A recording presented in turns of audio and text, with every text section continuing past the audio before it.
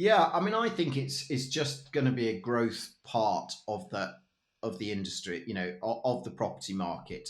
I think, you know, I really do think, and I think also in some ways, although in the very short term, the pandemic might be affecting it slightly because having lots of communal space, not necessarily the best thing at this point in time. But this pandemic's not going to last. But I think what it's done is really driven the value of community and connection. It's also continued to highlight the issue around mental health. And I think, therefore, having communities and having spaces that are designed to create interaction communities, I think are going to therefore thrive and be, far more in demand. So, although there might be a little bit dip, I don't know, there might be a bit of a dip in this area while we just work our way through this, these strange times. But overall, I do think it's a really, really big thing. How do we help in that front, and how do we make sure we've got accommodation that is really going to help, build communities? Because I think the community spirit has come back to a degree with people helping people out, locally, those that have to shelter, people bringing food to them, and that old kind of just traditional spirit that used to be here in abundance in the UK that seems to have got lost a little bit, and I think that's one of the issues with London. No one kind of knows their neighbour. Whereas when you go out of London, people do know their neighbours. They do know who lives in their village, their town, their street a bit more. Whereas in London, you're almost anonymous. So maybe that's why people are, temporarily moving out of London, because they need that connection. I don't know, but I really think community and connection and creating environments is going to be key moving forward, and a key differentiator, not just design. Is going to be communities and people wanting to be part of that. Christine here with another fun episode of the Co-Living Code Show. Airs every Wednesday. And I wanted to give a quick shout out to our sponsors, Isl Furnishings. They're a brand created through inner space living, and they're all about creating exciting spaces where design meets function. They've actually done quarters in Star City. So they've definitely done some big communities, some awesome stuff. You could see the pictures on their website. Inner space parlayed its success in commercial grade unit furniture and conceived an elevated offering. And they strongly believe in the co-living industry, which is cool. And they were founded with the mission to bring your brand to life. Their goal is to revolutionize the unit furniture experience. And driven by creativity, Isl Furnishings believe that interiors should inspire brilliance. Every venue has its own voice. They exist to clarify that voice, interpret your brand vision, and deliver to quality on time, every time. And like I said, yes, they've done Star City and quarters, but they've also done smaller communities. They can do 10 beds and up. And you can definitely check them out at islfurnishings.com. And this week we are jumping across the pond over to the UK. We bring on Mike Frisby with Property Business Accelerator. He actually hosted the Co-Living Super Conference in London back in 2019. I was lucky enough to speak at it, met him there. It was such a great event. He's super passionate about building community, as you'll see in this interview. So I'll go ahead and read his bio and we'll launch right into it. Following a career in the corporate world, Mike began investing in property about 14 years ago, and today owns and self-manages a multi-million-pound residential portfolio in the south of England, which has a 7-figure annual rental income. Mike is well known in the property community to be a very experienced social housing and HMO landlord. Through working partnerships, networking, and mentoring, he uses his in-depth business knowledge and vast property experience to open up opportunities to other aspiring investors. He also hosts the Property Business Accelerator podcast, where he and his guests share expert property and business knowledge with the listeners. Definitely check that out. We've got the link there in the show notes for his podcast. And let's launch into this week's episode. So welcome to the show this week, Mike. He is with Property Business Accelerator and Viva Living. So we're going to go into both those. Actually spoke at his super conference, the Co-Living Super Conference he hosted back in the summer of 2019. I can't believe it's almost been 2 years. Time flies. So welcome to the show this week, Mike. Well, thank you for having me. I'm delighted to be here. And I know we're going to dive into a bunch of topics, but let's definitely get started first on. And you actually launched a podcast yourself that I'll also be on shortly. So I think we're going to trade seats here soon. But so yeah, let everybody know the awesome things you're up to right now in the property sector. Yeah, yeah. So yes, as you say, I've just recently launched a podcast called the Property Business Accelerator to help other property investors and people involved in property accelerate their business growth. So I really enjoy sort of the consulting side of the business, helping others people out and helping people develop their businesses. So that's one of my key focuses. And for this year in 2021 will continue to be a focus. But I'm also got some exciting things going on in the property world where I'm looking to work with some institutional money, raising some funding to really drive forward my co-living, community living type business and invest in more real estate stock, but really are focused around creating communities. So that's quite exciting for 2021. Nice. And then do you already have units under management on the community living side, or do you have Yeah, some in so the we pipeline? Yeah, that's right. So we have, I've been investing in property in the UK for the last 15 years. So especially over the last 5 years, I've been really focusing on the co-living side, doing premium spaces. But there are a little bit of restraints in the UK around what you can do and what you can't do. So we've been very much operating, I guess, within the parameters and operating. I would call we have a lot of units, but probably on a smaller scale, property sizes compared to some of the big global players in the industry. But it's still exciting. You learn, you cut your teeth on it, and you learn and you develop, and you see what people want because you're quite close to what people are after. And now we're trying to go a bit more big scale. So that's part of 2021 and beyond. This decade, really, we've got some big plans. It sounds like it. Do you know roughly how many units do you guys will have maybe in the next 5 years, if you had to guess? Yeah, we're looking, depending on the funding that we manage to raise behind this, we are looking for about another 1,500 units, people living in our communities. So we're targeting around about that over the next few years. So it's going to be quite exciting and you can create quite a big impact and create some really good communities with that number of people. And with your current portfolio, I should ask this first, sorry. How many units do you guys have under management right now? Yeah, so we have a little bit over 200 units under management at the moment. As I said, in far more smaller scale units. So this is what we're planning to do is scale up a bit. But we go from anything, I guess our smallest, sort of property is around 5 people living together up to around 25 people living together in the same building. So that's kind of the scale that we're on at the moment. And it's funny because you were one of the few or the one of the early people to have an actual like conference specifically dedicated to co-living, in 2019. Like what made you kind of come up with that idea and be on the forefront of doing that? Yeah, I thought it was good just to connect people in the industry. And I also, we have this thing in the UK called HMOs, houses of multiple occupancy. And it was sort of irking me a little bit, I guess, because people were investing in HMOs and they've been around in the UK, bed sits or whatever you like to call them in the UK, for donkey's years. They've been, since the test of time.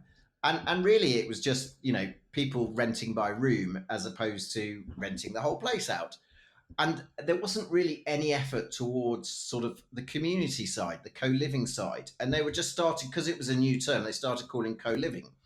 So I thought, well, I really want to break this mold because when I'm talking about co-living, I'm talking about something else. I'm talking about communities, people coming together, and really tackling some issues, making it a friendly and a desirable place to live. And certainly with what's been going on in the world, people have lost touch, and communities and mental health is really going up the agenda. So it was like, let's try and set the record straight, and make sure that the message gets out there in the UK of what co-living really is. And then I thought it was the start to then really try and get some change and momentum in the industry, because again, as I touched on earlier, there are some planning rules and regulations in the UK that need to be got round, and I thought that was a good starting point. Let's hold a conference, let's have a debate, let's share some ideas and get some best practice going on. And if I help coordinate it, I could be at the forefront of it all, which would be all quite exciting, really. So yeah, so I love the day, and thank you for coming along.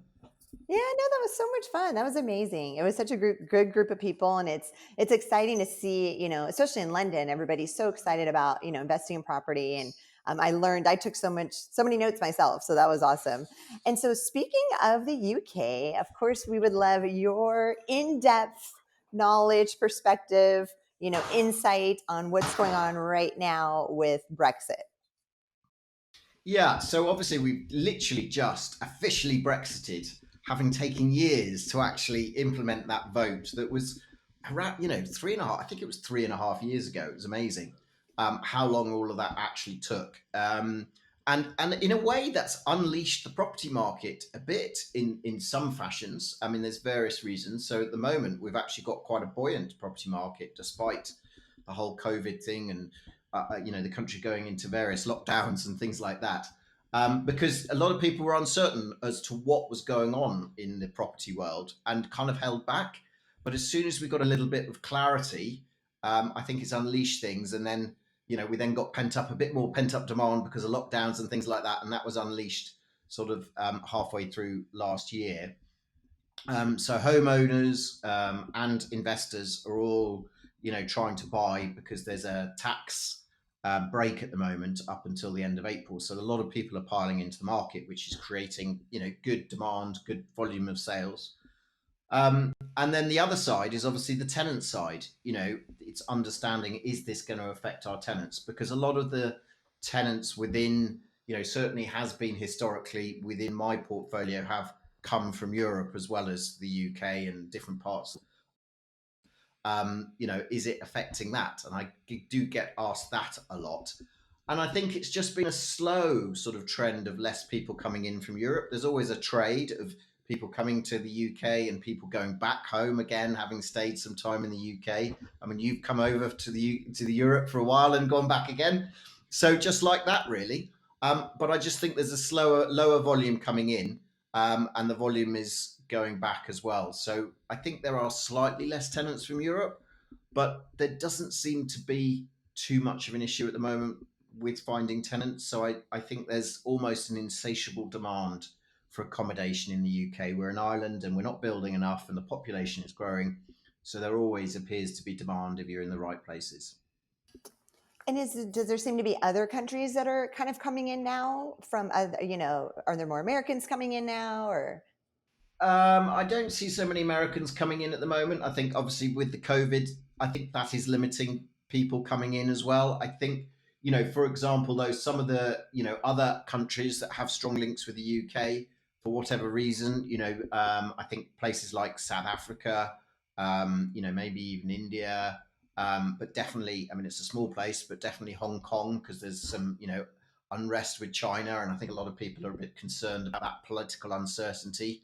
So, and we've always had, there was always been some movement with, between Australia and New Zealand and those kind of places too. So, we have a lot because of, the UK's place, I guess, in the world and history and everything. We have a lot of links around the world. It's not just Europe. We have what we call was the Commonwealth at one point. So, um, and there's movement between those countries in a way. So, I think a lot of our tenants will still be, not necessarily born in the UK. Our type of accommodation seems to attract that. But we still need mobility around the country. People will be looking for jobs. Our unemployment rates have gone up. So people will probably be more mobile, and our type of accommodation will really certainly, work for people moving locations. And do you have certain minimum stays? Like, can it be, weekly, monthly, or do you have minimum lease terms? Yes, in what we're doing at the moment, we're very much, we see ourselves very much as, a home rather than somewhere to come and stay for a short period of time. So when we and the minimum contract length for what is known as an AST in the UK, so the rental contract, the rental lease, is 6 months. So our minimum stay at the moment is 6 months. You can do it under different regulations, like through Airbnb and stuff, for shorter, but we don't like mixing because we wanted to create a bit more of a permanency community. and we like people to stay a little bit longer term, and those kind of things. It's something we might trial in the future, especially as we scale up. We might allocate a certain number of units to more temporary stays, but at the moment we're very much focused on the longer term renter, 6 months plus. And then I know we touched a tiny, tiny bit and said the word a few times, but COVID, how has, and Mike, I know you have like a bird's eye view on the property investing market there in the UK. How has that impacted occupancy rates and rental rates and all that fun stuff? Yeah, it's been up and down throughout the period. We're almost a year in, I guess, to it being around, and it's through the first lockdown, we just switched to video viewings and things like that, and where there was a need, people needed to move in. A lot of other companies were shut down, so we were the chosen choice in a way. So we've been trying to keep business open as much as possible for everybody. Obviously we're trying to keep everyone safe at the same time, and adopted principles. But what we're finding, I think, one of the clearest things is where some type part of our units, some of them have en suites and some share bathrooms, share some of those facilities. Where we've got those kind of en suite facilities, and the more self-containment there is within the room, surprisingly or not, is becoming more and more popular, and there's still very strong demand for that. Whereas if you just have a room where they may be sharing a bathroom with one other person or two other people, that's slightly less popular. And I guess at the end of the day, it's probably driven by price in terms of demand. I mean, there's still demand, but I think those are less popular. So yeah, that's how I think it's affecting it. And not just your portfolio, but maybe just countrywide. Do you know the current occupancy rental rates off the top of your head, roughly what they're sitting at right now? Yeah. So the other trends that's been going on is, I think people are migrating out of London because there isn't such a need to be in London and in the in the hub of the city, which would have been where you would have thought there would always be demand, and because obviously people don't need to commute and all of those kind of things, you can see occupancy levels. So reading the reports in the country, occupancy levels have dipped in London but have held steady or even increased in across the rest of the country. So rents have dropped in London, but rents have increased outside of London. So overall, I think the rental market's fairly static or slightly up, but driven down by London because of the unique circumstances of going on in London. And I think people don't want to be in London if they don't need to be with the current environment. Are you still right in the city yourself? I'm slightly on the outskirts, Okay. so I think I get the best of both worlds. But that's I think a general trend of people wanting to be either on the outskirts or even further out, um, and this working from home, which everyone is doing at the moment. We're currently in a lockdown in the UK while this is recorded. So that's the other thing to look at is how are people working from home? Have you accommodated for those types of things? If people do have a job that they can work from home rather than going out, some can't be done from home, obviously, but I think some of our tenants are having to work from home. And then, so how long? Yeah, you guys are in another lockdown again. Is it like Mm. everything completely don't go outside, completely locked down right now? It's yeah, you're allowed out for to buy some food, and do an hour's worth of exercise every day. But the weather is terrible. It's winter, so today it's like, oh, I don't know whether I'm going to go out. But yeah, I mean, obviously, I don't know whether you've heard, but there's just before Christmas there was a new strain of the new variant strain, which is much more contagious, has been discovered. So that's why we're back in lockdown, because I think we were getting it under control, and I thought everyone thought this year is going to be much better and everything. So I think until the vaccine is properly rolled out in this country, I think we're going to be under quite heavy restrictions, because suddenly the numbers went up again, hospital admissions are up, and unfortunately deaths have also followed. So we're kind of at levels that were very similar to the initial pandemic. So you just never know what's going to happen. But I think we're all used to it, though. That's the thing. got used to the home working. We've got used to not seeing so many people, got used to being safe. I think some people though are getting a little bit tired of it and not necessarily following the rules. So we'll see how that pans out. But unfortunately, yeah, lot more people do seem to be getting it at the moment. Yeah, and so you guys implemented, obviously you guys have virtual tours, I'm guessing. Do you guys kind of do FaceTime tours of any vacant properties? Like how do you guys navigate all this? Yeah, yeah. So we quite quickly took videos and of a lot of the stock. So we've now got videos, and we do virtual tours.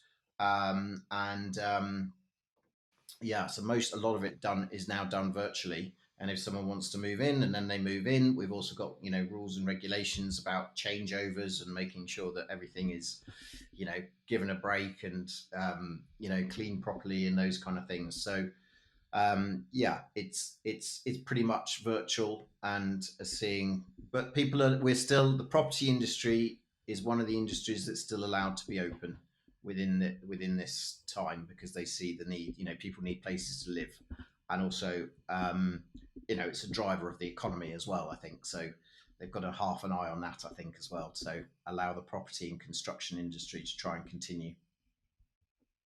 Nice. And so all your guys, all your years and years of experience for property investing over there, is there, is it still a hot market? Is it still, a worthwhile venture getting into real estate there in the UK? Is there any do's and don'ts? Like, I know you're the expert at all this.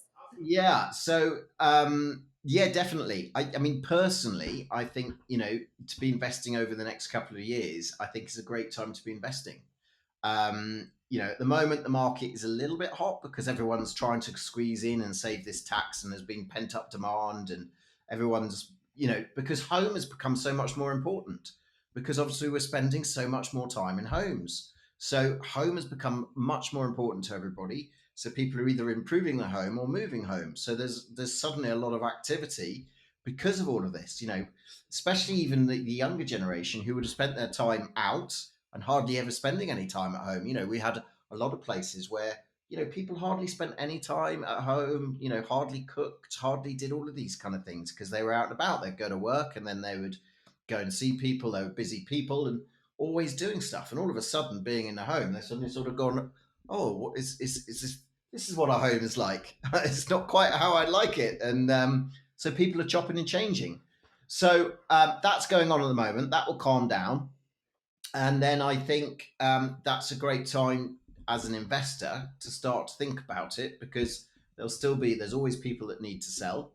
And I think there'll be certainly some good investment opportunities. And the demand, as I said earlier, for rentals, certainly outside of London, is still strong, actually, still very strong. So, as I said, there's kind of an insatiable desire for properties in the UK, because we're just not building enough compared to the population increase, and we're an island, so we don't have more land, and there's restrictions around planning and those kind of things that keeps it below what we need. So there's always a shortage. Definitely a good area to invest if people are able to do that over there. And London is Yeah, such a yeah, cool definitely. city. Like even I mean, post pandemic, it'll be even better again. But that's awesome. And then for you, Mike, do you have any favorite co-living brands that you just like anywhere in the world that you really admire? Yeah, I mean, there's a few. I mean, I'm trying to think around the world, but there's a few smaller brands in the UK that I think are doing some good stuff. Some people that I know. So there's one called Higgy House, which is actually the founder of Higgy House was actually at the conference. I think he was doing the Q&A Yeah. at the conference. And he's going from strength to strength.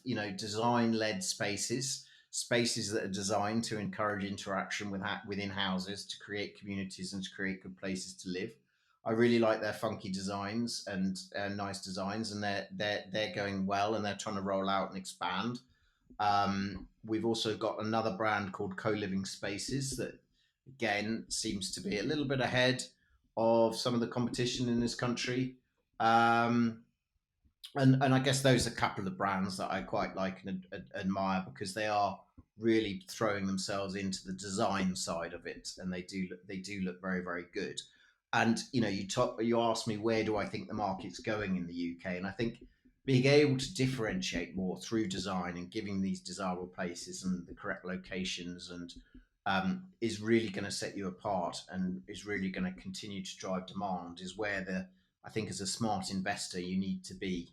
So I think that's definitely an area. That's why I like those brands. I think so definitely rather than just if you don't get it quite right. I think there's a big difference between getting it spot on and trying in that area. If you see what I mean. That definitely makes sense. And then where would you see? So that's great advice for people that are thinking about getting into the space in London. How about like where do you see co-living as an industry globally in 10 years, if you had to guess? Yeah, I mean, I think it's just going to be a growth part of the industry, of the property market. I think, you know, I really do think, and I think also in some ways, although in the very short term, the pandemic might be affecting it slightly because having lots of communal space, not necessarily the best thing at this point in time. But this pandemic's not going to last. But I think what it's done is really driven the value of community and connection. It's also continued to highlight the issue around mental health. And I think, therefore, having communities and having spaces that are designed to create interaction in communities, I think are going to therefore thrive and be, far more in demand. So, although there might be a little bit dip, I don't know, there might be a bit of a dip in this area while we just work our way through this, these strange times. But overall, I do think it's a really, really big thing. In the UK, mental health's becoming more and more important. I think partly driven, I think it was a thing that was on the awareness, but it's certainly gone up a lot because of everybody being shut in and loneliness creeping in, and the pressures that this whole, COVID has put onto everybody. So that really is, and that's something that we are looking at and really trying to work out. How do we help in that front, and how do we make sure we've got accommodation that is really going to help, build communities, because I think the community spirit has come back to a degree with people helping people out, locally, those that have to shelter, people bringing food to them, and that old kind of just traditional spirit that used to be here in abundance in the UK that seems to have got lost a little bit, and I think that's one of the issues with London. No one kind of knows their neighbour. Whereas when you go out of London, people do know their neighbours. They do know who lives in their village, their town, their street a bit more. Whereas in London, you're almost anonymous. So maybe that's why people are, temporarily moving out of London, because they need that connection. I don't know, but I really think community and connection and creating environments is going to be key moving forward, and a key differentiator, not just design. It's going to be communities and people wanting to be part of that. Um, Even though we're more connected than ever before through social media, I think we're still, though, it's not the same. Whatever you say, it's not the same. And so, yeah, definitely, I think creating, community living for me is my buzzword within my organisation of trying to what we're trying to create. I love that. Community is my buzzword too. That's awesome. I love that. I love that. So, so as we wrap up, Mike, I definitely wanted you to end with talking a little bit about the podcast you just launched. What you guys have had about 10 episodes now. Maybe tell everybody Yeah, listening to this one what yours is about, so they can listen to yours yeah. too.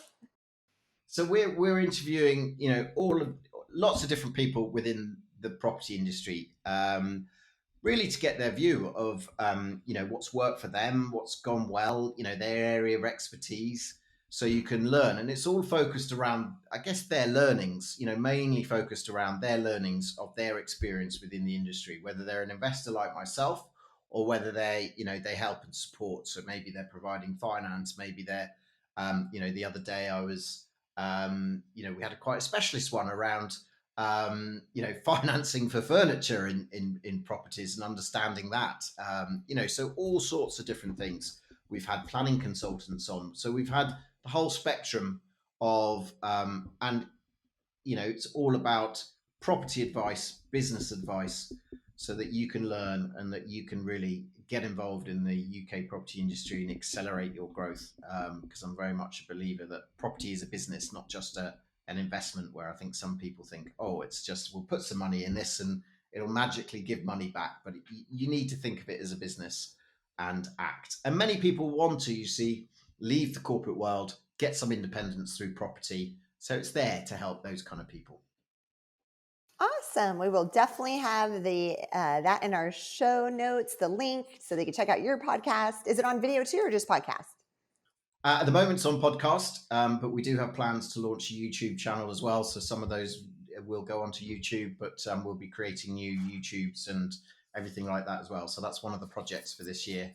That while we're in lockdown, we can get on and do a whole load of recordings and those kind of things. So yeah, exciting year ahead.